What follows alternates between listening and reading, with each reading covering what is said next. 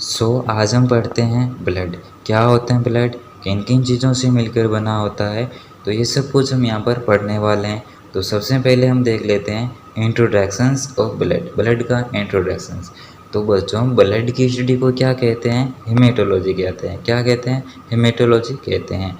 और ब्लड एक क्या होता है? फ्लूइड किनेटिक टिश्यूज़ होता है। ब्लड फ्लूइड किनेटिक टिश्यूज़ होता है। ब्लड क्या करता है? ट्रांसपोर्ट करता है किसका? ऑक्सीजन का, न्यूट्रिएंट्स का, हार्मोन्स का। ओके।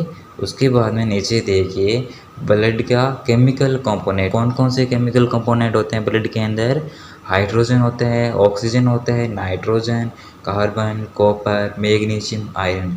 ये क्या होते हैं? केमिकल कंपोनेंट होते हैं ब्लड के अंदर। ओके।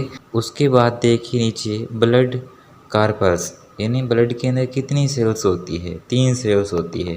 तो आप पहले स्ट्रक्चर के अंदर देखिए, ये आपको एक स्ट्रक्चर शो हो रही है ना। तो एक ब्लड वेसल्स है, इस ब्लड वेसल से बाहर की ओर आ रहा है ब्लड, और इसमें अलग अलग कणिकाएँ आपको दिख रही है।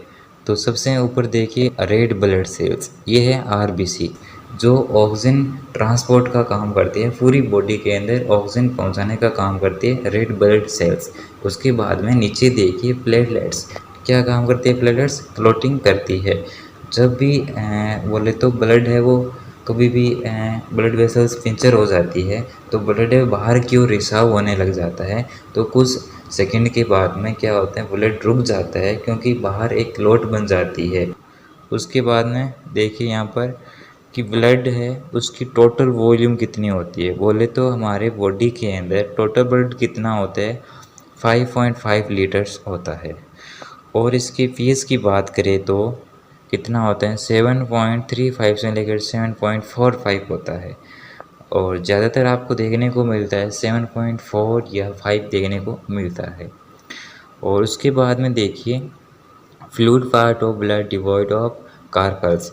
अगर हम कार्पल्स को डिवॉइड कर देते हैं, अगर कार्पल्स को हम छोड़ देते हैं, तो ब्लड का जो पीछे जो पार्ट बचेगा उसे हम क्या कहेंगे बच्चों? प्लाज्मा कहेंगे। क्या कहेंगे? प्लाज्मा। तो ये है आपका ब्लड का इंट्रोडक्शन। ओके। उसके बाद देखते हैं हम बच्चों इसका क्लासिफिकेशन। तो ब्लड के अंदर क्या होते हैं? प्लाज्मा होते हैं और ब्लड सेल्स होती है। यहाँ पर जो प्लाज्मा है वो कितना होता है? ब्लड के अंदर 55 होता है, और ब्लड सेल्स कितनी होती है? 45 होती है। कितनी होती है? 45 होती है। तो सबसे पहले हम देख लेते हैं ब्लड सेल्स। ब्लड सेल्स के अंदर क्या होते हैं? बोले तो 3 सेल्स होती है, red blood cells, white blood cells और प्लेटलेट्स। आरबीसी बोले तो रेड ब्लड सेल्स क्या करती है? ऑक्सीजन का ट्रांसपोर्ट करती है। वाइट ब्लड सेल्स क्या करती है? डिफेंस का काम करती है। प्लेटलेट्स क्या करती है? क्लॉटिंग का काम करती है। जब भी हमारी ब्लड वेसल्स क्या हो जाती है? पंचर हो जाती है, तो ब्लड बाहर की ओर बोले तो रिसाव होने लग जाता है। तो कुछ समय के बाद, इतना टाइम लगता ही नहीं है, बोले तो सेकंडों के अंदर क्या होता है, वहाँ पर क्लॉटिंग का फॉर्मेशन शुरू हो जाता है। और कुछ सेकंडों के बाद में क्या होता है, एक क्लॉट बन जाती है, ठीक है ना, जिससे ब्लड बाहर की ओर बोले तो रिसाव नहीं होता है, ब्लड वो स्टॉप हो जाता है, ठीक है।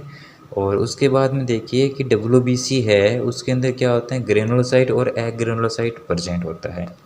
ग्रेनुलोसाइट होता है, उसके अंदर क्या होता है, न्यूट्रोफिल्स, इओसिनोफिल्स, बेसोफिल्स, ठीक है।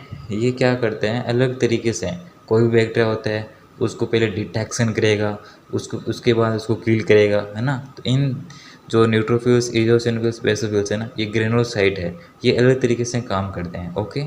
और इधर देखिए एग्रेनुलोसाइट, एग्रेनुलोसाइट के अंदर क्या होते हैं, लिम्फोसाइट होता है और मोनोसाइट होता है। लिम्फोसाइट के अंदर बी सेल्स, टी सेल्स होती है। आप ऐसे भी बोल सकते हैं टी लिम्फोसाइट। तो टी लिम्फोसाइट के अंदर सेल खुद काम करती है, खुद जाके बैक्टीरिया को किल करती है, या कोई भी इन्फेक्ट जो सेल्स है उसको किल कर देती है, ठीक है ना। और इधर देखिए बी सेल्स, या ऐसे बोल सकते हैं आप बी लिम्फोसाइट भी बोल सकते हैं। तो बी लिम्फोसाइट ये क्या करते हैं बच्चों, एंटीबॉडी प्रोड्यूस करते हैं। क्या करते हैं? एंटीबॉडी प्रोड्यूस करते हैं। जैसे कोई भी बैक्टीरिया वगैरह हमारे बॉडी के अंदर एंट्री करता है, तो हमारा जो डब्ल्यूबीसी है उसका जो पार्ट है लिम्फोसाइट, ये क्या करती है, एंटीबॉडी रिलीज़ करती है, और फिर क्या करता है, उसके बोले तो उसको किल कर देता है, ठीक है ना। किसको? बैक्टीरिया को। तो बैक्टीरिया को किल करना, बॉडी को इन्फेक्शन से बचाना, कौन सी सेल्स काम करती है? WBC वाइट ब्लड सेल्स करती है। लेकिन ऑक्सीजन को पहुंचाना पूरी बॉडी के अंदर कौन काम करता है? RBC करता है। क्लॉटिंग का काम कौन करता है बच्चों? प्लेटलेट्स करता है। ओके, उसके बाद देखिए प्लाज्मा। प्लाज्मा के अंदर क्या होता है? वाटर होता है, कुछ सब्सटेंस होते हैं घुले हुए, जैसे salt, glucose, amino acid, fats. Hormones भी होते हैं, वेस्ट प्रोडक्ट भी होते हैं, प्रोटीन्स। प्रोटीन्स दो प्रकार की होते हैं बच्चों, एक होती है फाइब्रिनोजन, एक होता है एल्बुमिन। एल्बुमिन क्या करता है कि ब्लड का जो ऑस्मोटिक प्रेशर होता है उसको मेंटेन रखता है, और फाइब्रिनोजन क्या करता है? क्लोटिंग का काम करता है। यहाँ पर फाइब्रिनोजन और प्लेटलेट्स दोनों ही क्लोटिंग का काम करते हैं। अच्छी भूमिका निभाता है यहाँ पर फाइब्रिनोजन क्लोटिंग के अंदर।